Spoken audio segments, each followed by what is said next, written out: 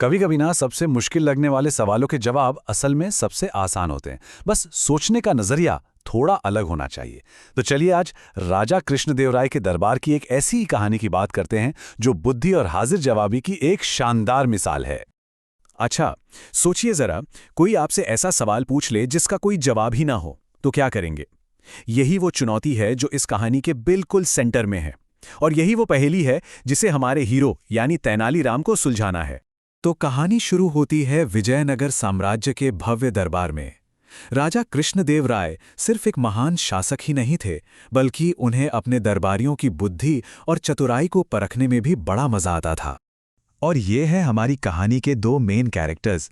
एक तरफ पराक्रमी राजा कृष्णदेव राय और दूसरी तरफ उनके सबसे चतुर सलाहकार तेनालीराम, जो अपनी जबरदस्त समझदारी और किसी भी मुश्किल को चुटकियों में सुलझाने के अपने अनोखे अंदाज के लिए जाने जाते थे। तो हुआ यूं कि एक दिन दरबार की कार्यवाही बिल्कुल सामान्य तरीके से चल रही थी, लेकिन राजा साहब के मन में तो कुछ और ही खिचड़ी पक रही थी। उन्होंने एक ऐसी चुनौती पेश करने का फैसला किया जो बड़े बड़े बुद्धिमान मंत्रियों के भी होश उड़ा दे। और उन्होंने पूछ ही लिया।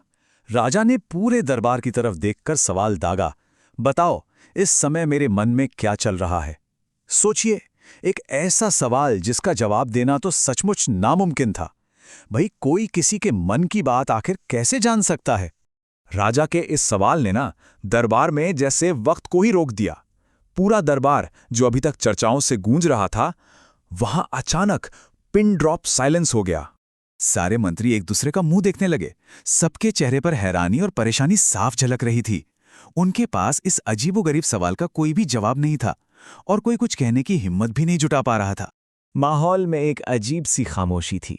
हर कोई यही सोच रहा था कि अगर कोई गलत जवाब दिया तो राजा का गुस्सा झेलना पड़ेगा, और सही जवाब तो किसी को पता ही नहीं था। ये एक ऐसी परीक्षा थी जिसमें पास होना लगभग नामुमकिन लग रहा था।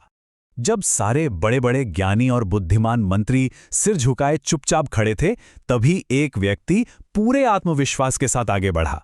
वो थे तेनालीराम, जो किसी भी चुनौती से घबराते नहीं थे।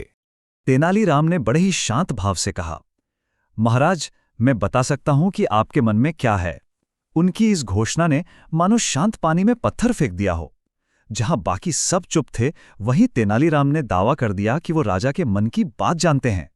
अब तो सबकी निगाहें बस तेनालीराम पर ही थी। दरबार में मौजूद हर शख्स यही सोच रहा था कि आखिर तेनालीराम कहेंगे क्या। वो इस नामुमकिन सवाल का जवाब देंगे कैसे? क्या वो सच में राजा का मन पढ़ सकते हैं? और फिर वो पल आया जिसका सबको बेसब्री से इंतजार था। तेनालीराम ने अपना जवाब दिया, और यकीन मानिए, ये जवाब इतिहास के सबसे चतुर जवाबों में से एक बन गया। तेनालीराम ने कहा, महाराज, आप सोच रहे हैं कि आपका राज्य हमेशा फलता फूलता रहे, आपकी प्रजा हमेशा खुश रहे और आपका नाम, आपकी कीर्ति दूर दूर तक फैले। अब ये एक ऐसा जवाब था जो सच भी था और एक तारीफ भी। एक ऐसा जवाब जिसे कोई भी अच्छा राजा कभी गलत ठहरा ही दे सकता था, क्योंकि यही तो एक आदर्श राजा की सोच होती है।